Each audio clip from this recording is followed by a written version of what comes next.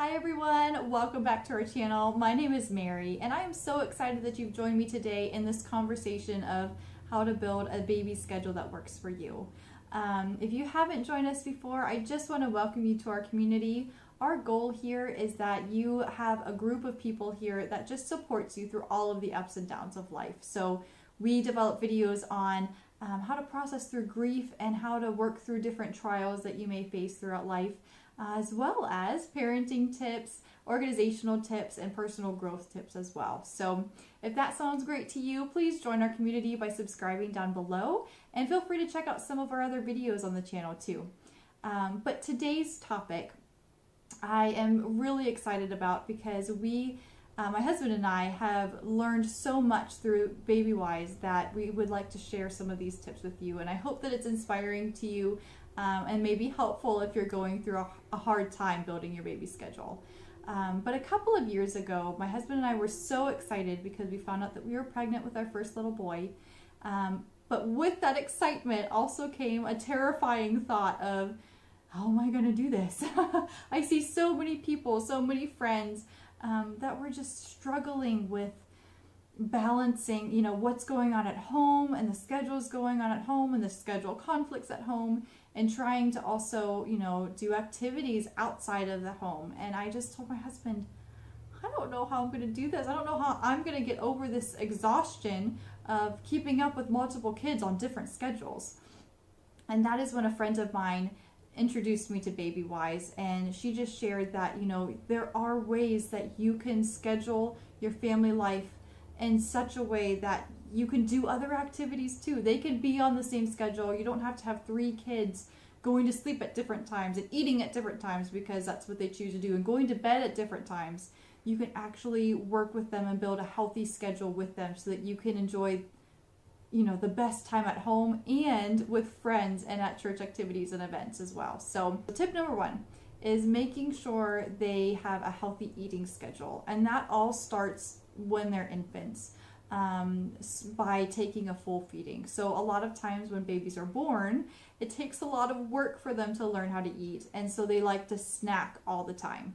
But that doesn't help them as they grow, because what they need are longer stretches of time so that they can get full sleep schedules in and they can have time to play too. So if you teach them how to get that full feeding right off the bat, they will have fuller stomachs and be able to stay awake a little bit longer. Which is my second point. A really, really good sleep schedule is so necessary, not just for the baby, but also for you as a mama and daddy, because you guys being able to get sleep will help tremendously in how you handle a lot of other aspects of parenting. But for the baby especially, having that sleep schedule where they can get into those deep REM cycles and their active sleep cycles, it's so important for them to get all the way through a nap, as opposed to breaking up that nap because, suddenly they're hungry again, so they're never getting through those full cycles.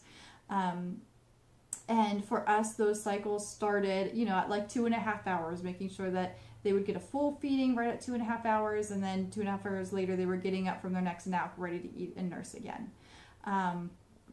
I'll put some links down below for, how that might look depending on your child's age, because it's different from when they're, a couple weeks old versus 8, 9, 10 months old. They need less sleep as they get older, but making sure that they get those REM cycles and those deep sleep cycles mean that you definitely have a happier baby, because they are getting enough sleep, so they're enjoying the times that they're awake a lot more and not just being fussy and cranky and hungry all the time. The other thing with the sleep schedule that really helped me with both of my boys is having them learn to go to sleep on their own. And I know that there's so many different tactics that people use for this, but the best one that I found was starting when they were an infant. That way they don't know any differently. So having them in their own little space, like their own little room or their own little crib, with a little routine of like, at least what we did was we used a noisemaker. We would rock with them, and sometimes we'd use a pacifier. Neither one of my boys really liked that, but having those cues of it's time to go to sleep now really helped them get tired and to help them to wind down. And then right when they would get sleepy, or their eyes were incredibly heavy, we would lay them in their crib on their own and let them kind of go to sleep on their own.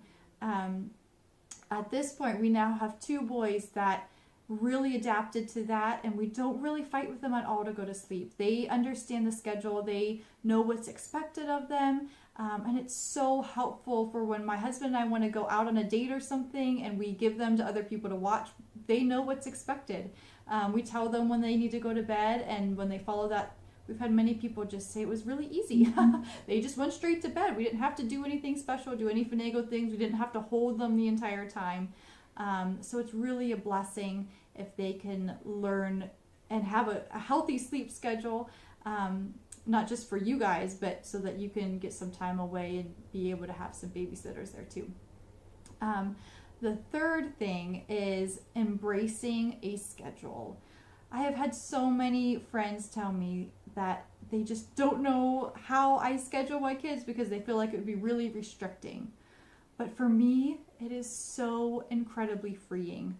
I know exactly when my kids need to go to bed, and I know how long they generally sleep, so I can plan things around those times. That means that I can, talk with friends and say, I can meet during this time, we can go out to lunch, we can go out to dinner, we can do things between these hours. And generally, for the most part, my kids are really happy because they've gotten a really great nap. They've followed their schedule. They've eaten really well, and they're ready to go have fun. So embracing that schedule for me meant that it gave me freedom in all of the other times. Plus, because they would go to sleep on their own, I had nap times to myself. They are both on the same nap schedule.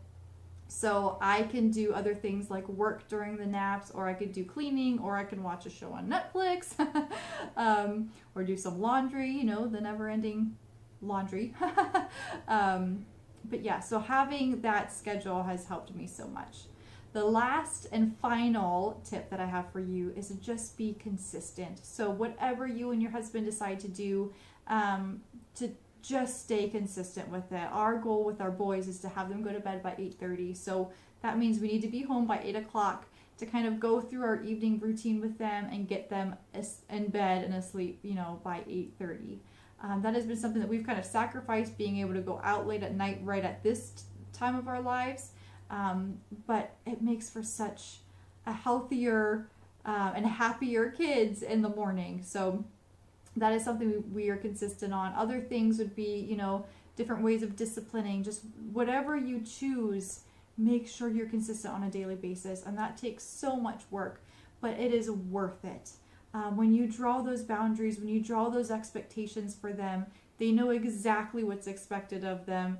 And they're not left wondering, I wonder if I could push the line just a little more, or I wonder if I can just do this one more time, or if they're not getting to sleep and getting, enough sleep at night, then they're more cranky. So anyways, those are the 4 tips that have really helped our family and our parenting. So I would love to hear from you guys. If you have Babywise scheduling tips that have really transformed your parenting, please share them. I would love to hear from you guys.